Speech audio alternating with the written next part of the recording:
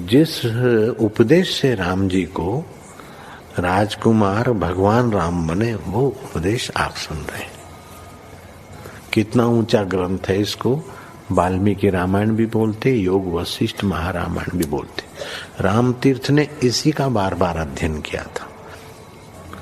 ये आप भी शांत हो जाएंगे परमात्मा में, और दूसरों को भी शांति देने की क्षमता देने वाला ये सदग्रंथ है। इसको वेदांत का सिद्धांत ग्रंथ बोलते हैं। दूसरे होते प्रक्रिया ग्रंथ। ये करके फिर कब वो आचार्य बनो तब समझो, ये तो थोड़ा पढ़ो और फिर वही सिद्धांत की बात। तो बार बार योग वशिष्ठ महारामायण विचारने योग। ओम श्री सद्गुरु परमात्मा ने नमः। श्री वशिष्ठ जी बोले, हे राम जी, 3 पदार्थ बड़े अनर्थ और परम सार के कारण हैं। एक तो लक्ष्मी, दूसरा आरोग्य और तीसरा यौवन अवस्था। जो पापी जीव हैं वे लक्ष्मी को पाप में लगाते हैं, देह के आरोग्य से विषयों का सेवन करते हैं और यौवन अवस्था में भी सुकृत नहीं करते, पाप ही करते हैं। और जो पुण्यवान हैं वे इन्हें मोक्ष में लगाते हैं, अर्थात लक्ष्मी से यज्ञ आदि शुभ कर्म और आरोग्य से परमार्थ साधते हैं, और यौवन अवस्था में भी शुभ कर्म करते हैं, पाप नहीं करते। हे राम जी, जैसे समुद्र और पर्वत के किसी स्थान में रत्न और किसी स्थान में घोंघे होते हैं, वैसे ही संसार समुद्र में कहीं रत्नों के नाई ज्ञानवान होते हैं और कहीं अज्ञानी रूपी घोंघे होते हैं। हे राम जी, जैसे जिस सीपी और बांस से मोती निकलते हैं वे बिरले ही होते हैं, वैसे ही तत्वदर्शी ज्ञानवान कोई बिरला ही होता है। ओम श्री सद्गुरु परमात्मा ने नमः। मुनि बोले, हे राजन, जागृत, स्वप्न और सुषुप्ति से रहित जो आत्मपद है। मुनि बोले, हे राजन, जागृत, स्वप्न और सुषुप्ति से रहित जो आत्मपद है, उसको जब प्राप्त होगा तब जानेगा कि मैं मुक्त हूं। तेरा स्वरूप तो केवल आत्म रूप है। उस पद में स्थित हो। वह अजन्मा, नित्य, चैतन्य मात्र और सबका अपना रूप है। उसी के प्रमाद से दुख होता है। जैसे बालक मृत्तिका के खिलौने बनाते हैं और हाथी, घोड़ा आदि उनके नाम कल्पित कर अभिमान करते हैं कि ये मेरे हैं, और उनका नाश होने से दुखी होते हैं, वैसे ही बालक रूप अज्ञानी स्वरूप के प्रमाद से अभिमान करता है कि ये मेरे हैं और मैं इनका हूं, और उनका नाश होने से दुखी होता है। यह नहीं जानता कि सत्य का नाश नहीं होता। असत का नाश होने से सत का नाश मान बैठता है। जैसे घट का नाश होने से घटाकाश का नाश मानिए, वैसे ही मूर्खता से दुख पाता है। हे राजन, तू अपनी आत्मा जान। आत्मादिक संज्ञा की शास्त्रों ने उपदेश के लिए कल्पित की है, नहीं तो आत्मा अनिर्वचनीय पद है। उसमें वाणी की गति नहीं, पर इन्हीं से जाना जाता है, क्योंकि मन और वाणी में भी आत्मसत्ता है। उसी से आत्मादिक संज्ञा सिद्ध होती है। जैसे जितने स्वप्न के पदार्थ हैं उनमें अनुभव सत्ता है, उससे वे पदार्थ सिद्ध होते हैं, वैसे ही जितनी कुछ अर्थ संज्ञाएं हैं वे सब आत्मा से सिद्ध होती है। ऐसा जो तेरा स्वरूप है उसमें स्थित हो, जिसमें जरा, मृत्यु आदि दुख नष्ट हो जावेंगे। ओम श्री सद्गुरु परमात्मा ने नमः। मंत्री ने कहा, हे राजन, कोयल रूप जो जिज्ञासु हैं उनको यह उपदेश है कि हे जिज्ञासु, जो सुंदर पदार्थ तुमको दिखते हैं उनको देखकर तुम क्यों प्रसन्न होते हो? प्रसन्न तो तब हो जो यह सत्य हो, पर ये तो मिथ्या है और अविद्या के रचे हैं। तुम क्यों प्रसन्न होते हो? अपनी बिरादरी में जाकर बैठो और अज्ञानी की संगति छोड़ दो। जैसे कौवा हंसों में जा बैठता है तो भी उसका चित्त गंदगी खाने में लगा होता है और हंस के आहार मोतियों की ओर देखता भी नहीं, वैसे ही अज्ञानी जीव कभी संतों की संगति में जा बैठता है तो भी उसका चित्त विषयों की ओर ही घूमता रहता है, स्थिर नहीं होता। जैसे कोयल का बच्चा कौवे को माता पिता जानकर उनमें जा बैठता है, तब उनकी संगति से वह भी गंदगी खाने वाला हो जाता है। इससे कोयल उसको वर्जन करती है कि अरे बेटा, तू कौवे की संगति में मत बैठ, अपने कुल में बैठ, क्योंकि तेरा भी नीच आहार हो जाएगा। वैसे ही जिज्ञासु जो अज्ञानी का संग करता है तो उसके अनुसार उसको भी विषयों की तृष्णा उत्पन्न होती है। तब ज्ञानी उसको वर्जन करते हैं कि रे जिज्ञासु, तो मूर्ख अज्ञानियों में मत बैठ, अपना कुल जो संतजन है उनमें बैठ। जैसे कोयल के बच्चे को कौवा सुख देने वाले नहीं होते, वैसे ही मूर्ख तुझको सुख देने वाले नहीं होंगे। ओम श्री सद्गुरु परमात्मने नमः। श्री योग वासिष्ठ महारामायण। श्री वशिष्ठ जी बोले, हे रामचंद्र जी, जो अहंकार त्यागे तो चेष्टा कैसे होगी? तब तो देह का भी त्याग हो जाएगा। जैसे वृक्ष स्तंभ के आश्रय होते हैं, स्तंभ के नाश हुए वृक्ष नहीं रहते, तैसे ही देह अहंकार धारण कर रहा है, उससे रहित देह गिर जाएगी। ऐसे मैं अहंकार को त्याग करके कैसे जीता रहूंगा? यह अर्थ मुझको निश्चय करके कहिए, क्योंकि आप कहने वालों में श्रेष्ठ है। श्री वशिष्ठ जी बोले, हे कमल नयन रामचंद्र जी, सर्व ज्ञानवानों ने वासना का त्याग किया है, सो दो प्रकार का है।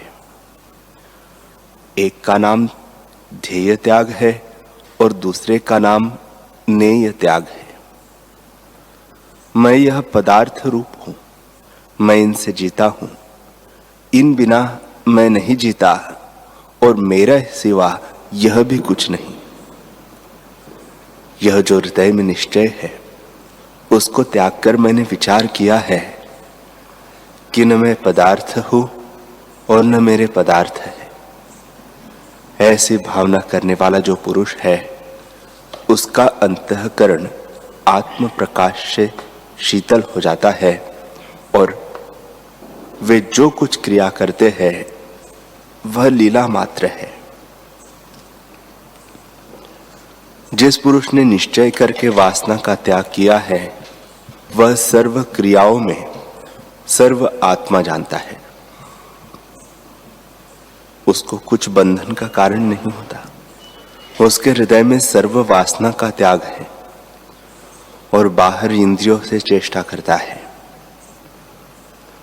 जो पुरुष जीवन मुक्त कहता है, उसने जो वासना का त्याग किया है, उस वासना के त्याग का नाम ध्येय त्याग है। और जिस पुरुष ने मन संयुक्त देह वासना का त्याग किया है और उस वासना का भी त्याग किया है जो नेय त्याग है, नेय वासना के त्याग से विदेह मुक्त कहता है। जिस पुरुष ने देहाभिमान का त्याग किया है, संसार की वासना लीला से त्याग की है और स्वरूप में स्थित होकर क्रिया भी करता है, वह जीवन मुक्त कहता है।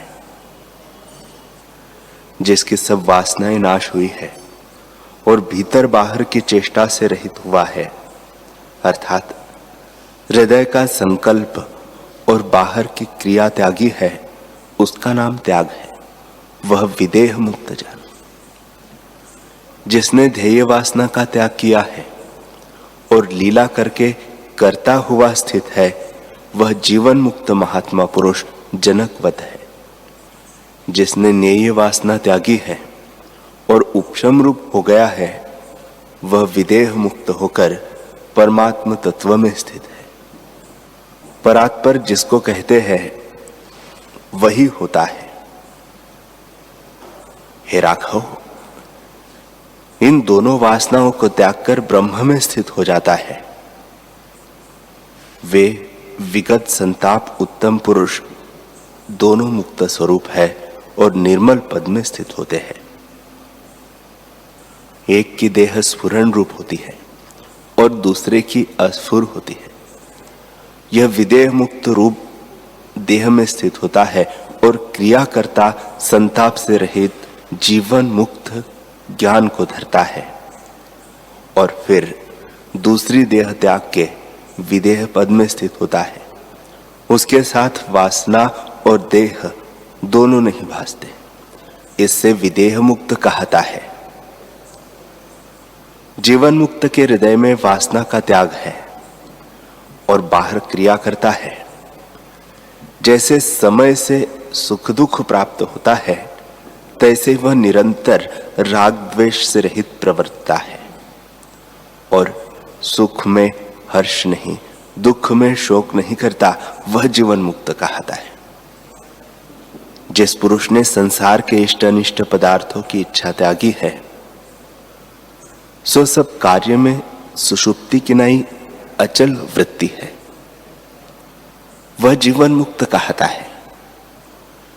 हे उपादेय, मैं और मेरा इत्यादि सब कलना जिसके हृदय से क्षीण हो गई है, वह जीवन मुक्त कहता है। जिसकी वृत्ति संपूर्ण पदार्थों से सुषुप्ति की नहीं हो गई है, जिसका चित्त सदा जागृत है और जो कलना क्रिया संयुक्त भी दृष्टि आता है, परंतु हृदय से आकाशवत निर्मल है, वह जीवन मुक्त पूजने योग्य है। इतना कहकर वाल्मीकि जी बोले कि इस प्रकार जब वशिष्ठ जी ने कहा, तब सूर्य भगवान अस्त हुए। सभा के सब लोग स्नान के निमित्त परस्पर नमस्कार करके उठे और रात्रि व्यतीत करके सूर्य उदय होते ही परस्पर नमस्कार करके यथा योग्य अपने अपने स्थान पर आ बैठे। श्री वशिष्ठ जी बोले, हे रामचंद्र जी, जो पुरुष विदेह मुक्त है वह हमारी वाणी का विषय नहीं। इससे तुम जीवन मुक्त का ही लक्षण सुनो। जो कुछ प्रकृत कर्म है उसको जो करता है, परंतु तृष्णा और अहंकार से रहित है और निरअहंकार होकर विचरता है, वह जीवन मुक्त है। दृश्य पदार्थों में जिसकी दृढ़ वासना है, वह तृष्णा से सदा दुखी रहता है और संसार के दृढ़ बंधन से बंध कहता है। और जिसने निश्चय करके हृदय से संकल्प का त्याग किया है और बाहर से सब व्यवहार करता है, वह पुरुष जीवन मुक्त कहता है। जो बाहर जगत में बड़े आरंभ करता है और इच्छा संयुक्त दृष्टि आता है, पर हृदय में सब अर्थों की वासना और तृष्णा से रहित है, वह जीवन मुक्त कहता है। जिस पुरुष की भोगों की तृष्णा मिट गई है और वर्तमान में निरंतर विचरता है, वह निर्दुख निष्कलंक कहता है।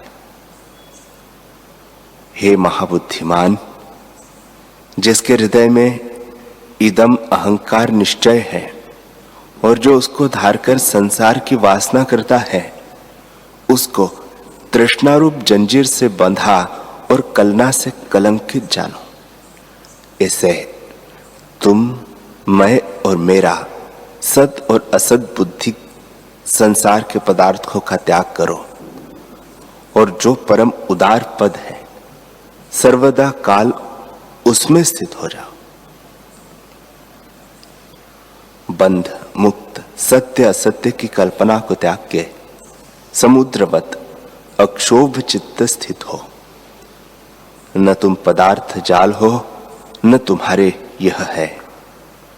असत्य रूप जान के इनका विकल्प त्यागो। यह जगत भ्रांति मात्र है और इसकी तृष्णा भी भ्रांति मात्र है। इससे रहित आकाश की नई सन्मात्र तुम सत्य स्वरूप हो और तृष्णा मिथ्या रूप है। तुम्हारा और इसका क्या संग है? हे रामचंद्र जी, जीव को 4 प्रकार का निश्चय होता है और वह बड़े आकार को प्राप्त होता है। चरणों से लेकर मस्तक पर्यंत शरीर में आत्मबुद्धि होना और माता पिता से उत्पन्न हुआ जानना, यह निश्चय बंधन रूप है और असम्यक दर्शन यानी भ्रांति से होता है। यह प्रथम निश्चय है। द्वितीय निश्चय यह है कि मैं सब भावों और पदार्थों से अतीत हूं, बाल के अग्र से भी सूक्ष्म हूं और साक्षीभूत सूक्ष्म से अति सूक्ष्म हूं। यह निश्चय शांति रूप मोक्ष को उपजाता है। जो कुछ जगतजाल है वह सब पदार्थों में मैं ही हूं और आत्मरूप मैं अविनाशी हूं। यह तीसरा निश्चय है, यह भी मोक्षदायक है। चौथा निश्चय यह है कि मैं असत्य हूं और जगत भी असत्य है। इससे रहित आकाश की नई सन्मात्र है। यह भी मोक्ष का कारण है। हे रामचंद्र जी, ये 4 प्रकार के निश्चय जो मैंने तुमसे कहे हैं, उनमें से प्रथम निश्चय बंधन का कारण है और बाकी तीनों मोक्ष के कारण है और वे शुद्ध भावना से उपजते हैं। जो प्रथम निश्चयवान है वह तृष्णा रूप सुगंध से संसार में भ्रमता है और बाकी तीनों भावना शुद्ध जीवन मुक्त विलासी पुरुष की है।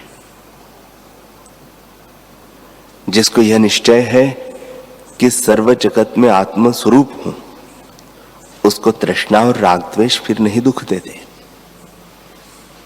अधः ऊर्ध्व मध्य में आत्मा ही व्यापा है और सब मैं ही हूं, मुझसे कुछ भिन्न नहीं। जिसके हृदय में यह निश्चय है वह संसार के पदार्थों में बंधेमान नहीं होता। शून्य प्रकृति, माया, ब्रह्मा, शिव, पुरुष, ईश्वर सब जिसके नाम है वह विज्ञान रूप एक आत्मा है। सदा सर्वदा एक अद्वैत आत्मा मैं हूं। द्वैत भ्रम चित्त में नहीं है और सदा विद्यमान सत्ता व्यापक रूप हूं। ब्रह्मा से आदि तृण पर्यंत जो कुछ जगत जाल है वह सब परिपूर्ण आत्म तत्व भर रहा है। जैसे समुद्र में तरंग और बुदबुदे सब जल रूप है, तैसे ही सब जगत जाल आत्म रूप ही है। सत्य स्वरूप आत्मा से द्वैत कुछ वस्तु नहीं है। जैसे बुदबुदे और तरंग कुछ समुद्र से भिन्न नहीं है और भूषण स्वर्ग स्वर्ण से भिन्न नहीं होते, तैसे ही आत्म सत्ता से कोई पदार्थ भिन्न नहीं है। द्वैत और अद्वैत जो जगत रचना में भेद है वह परमात्मा पुरुष की स्फुरण शक्ति है और वही द्वैत और अद्वैत होकर भासती है। यह अपना है, वह और का है।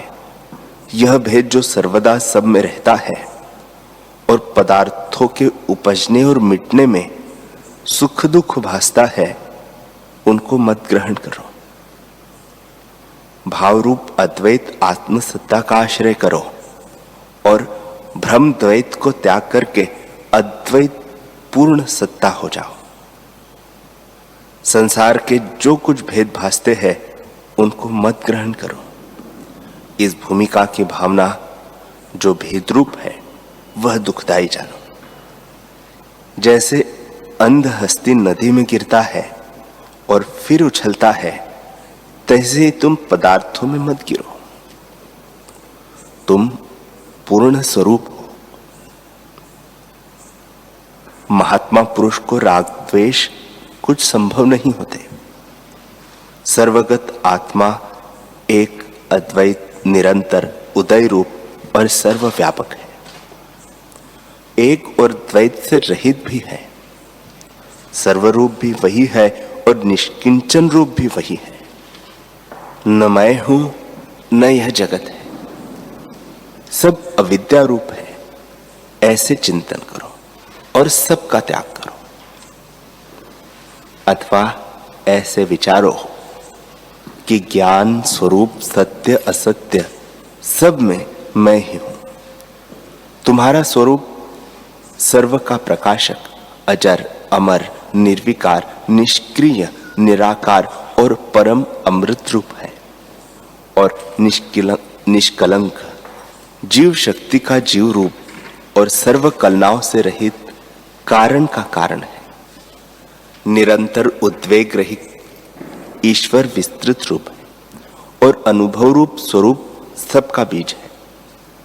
सबका अपना आप आत्मपद उचित स्वरूप ब्रह्म है। मैं और मेरा भाव से रहित है।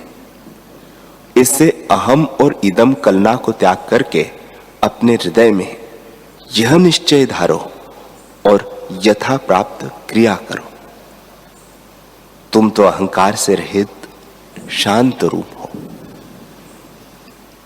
श्री वशिष्ठ जी बोले, हे रामचंद्र जी, जिनका हृदय मुक्त स्वरूप है, उन महात्मा पुरुषों का यह स्वभाव है कि असम्यक दृष्टि और देह अभिमान से नहीं रहते, पर लीला से जगत के कार्यों में विचरते हैं और जीवन मुक्त शांत स्वरूप है। जगत की गति आदि अंत मध्य से विरस और नाश रूप है। इससे वे शांत रूप है और सब प्रकार अपना कार्य करते हैं। सब वृत्तियों में स्थित होकर उन्होंने हृदय से ध्येय वासना त्यागी है, निरालंब तत्व का आश्रय लिया है और उसमें उद्वेग से रहित सब अर्थ में संतुष्ट रूप है। विवेक रूपी वन में सदा विचरते हैं, बोध रूपी बगीचे में स्थित है और सबसे अतीत पद का अवलंबन किया है। उनका अंतःकरण पूर्णमासिका के चंद्रमावत शीतल भया है।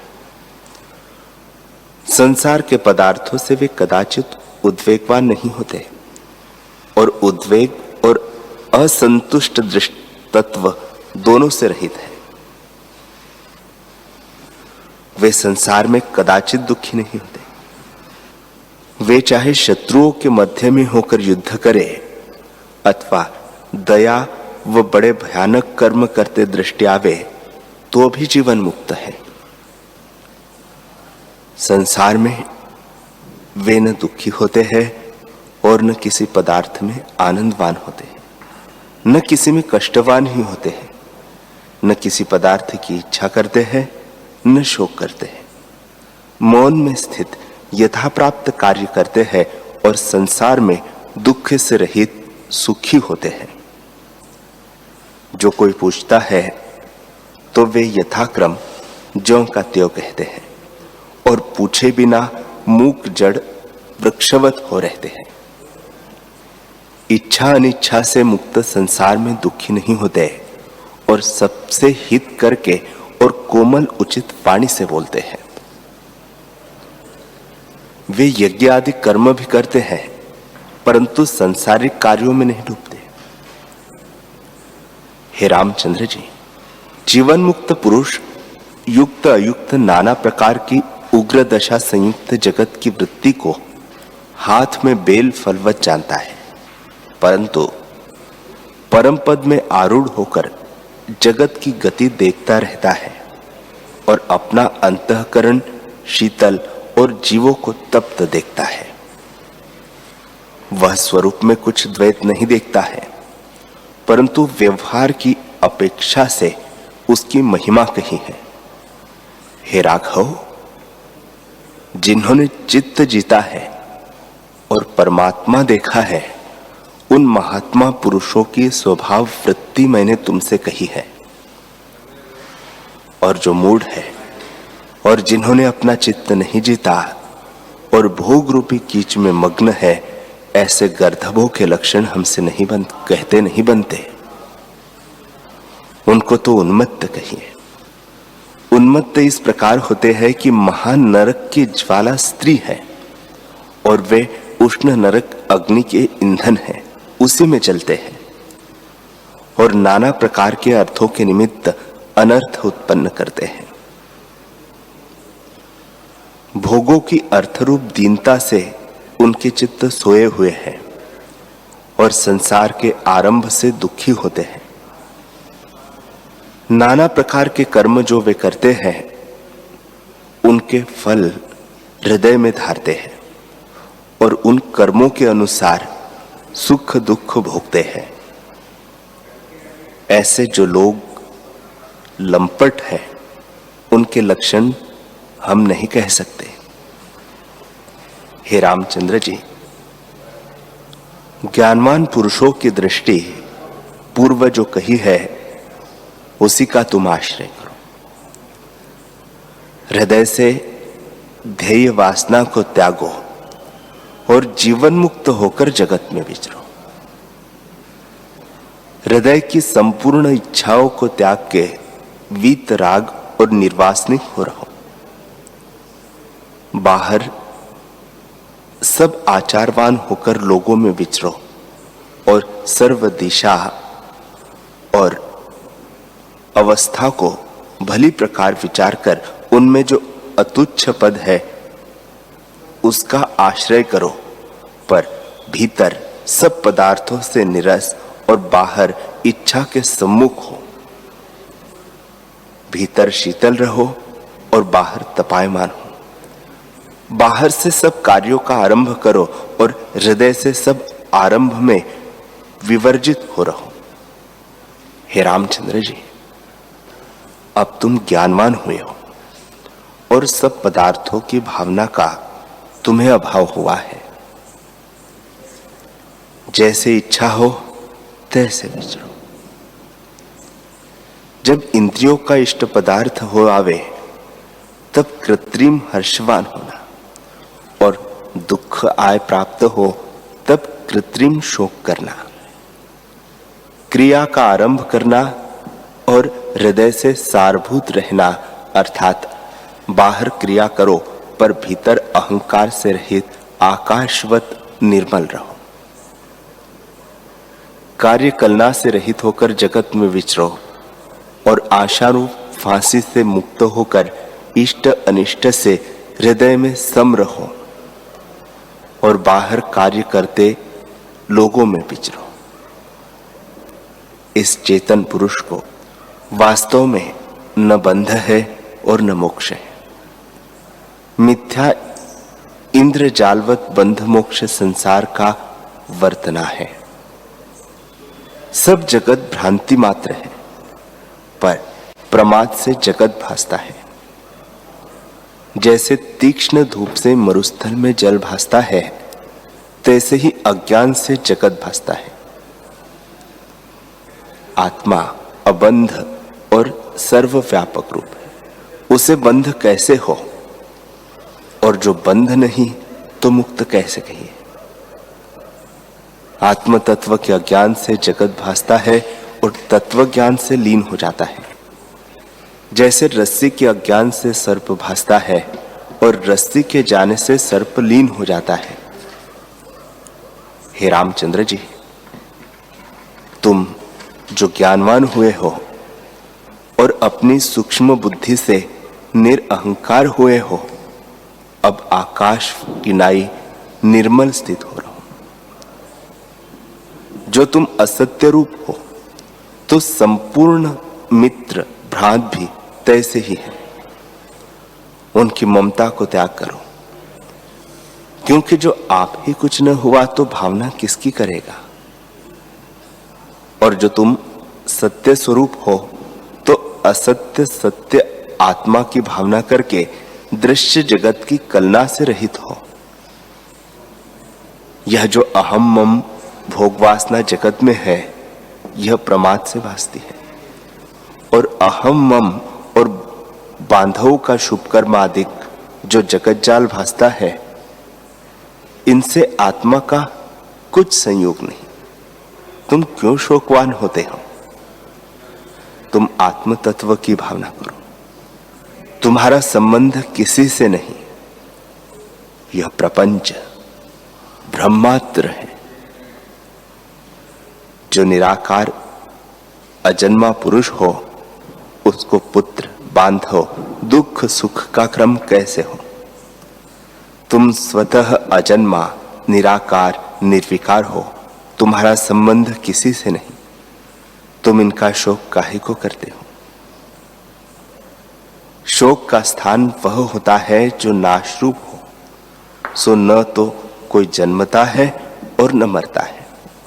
और जो जन्म मरण भी मानिए तो आत्मा उसको सत्ता देने वाला ही है, जो इस शरीर के आगे और पीछे भी होगा। आगे जो तुम्हारे बड़े बुद्धिमान सात्विकी और गुणवान अनेक बांधव व्यतीत हुए हैं, उनका शोक क्यों नहीं करते? जैसे वे थे तैसे ही तो ये भी है। जो प्रथम थे वे अब भी हैं, परंतु तुम शांत रूप हो। इससे मोह को क्यों प्राप्त होते हो? जो सत्य स्वरूप है, उसका न कोई शत्रु है और न वह नाश होता है। जो तुम ऐसे मानते हो कि मैं अब हूं, आगे न होऊंगा, तो भी वृथा शोक क्यों करते हो? तुम्हारा संशय तो नष्ट हुआ है। अपनी प्रकृति में हर्ष शोक से रहित होकर विचरो और संसार के सुख दुख में संभाव होकर रहो।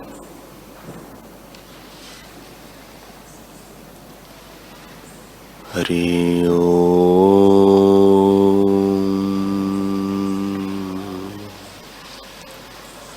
हरि ओम।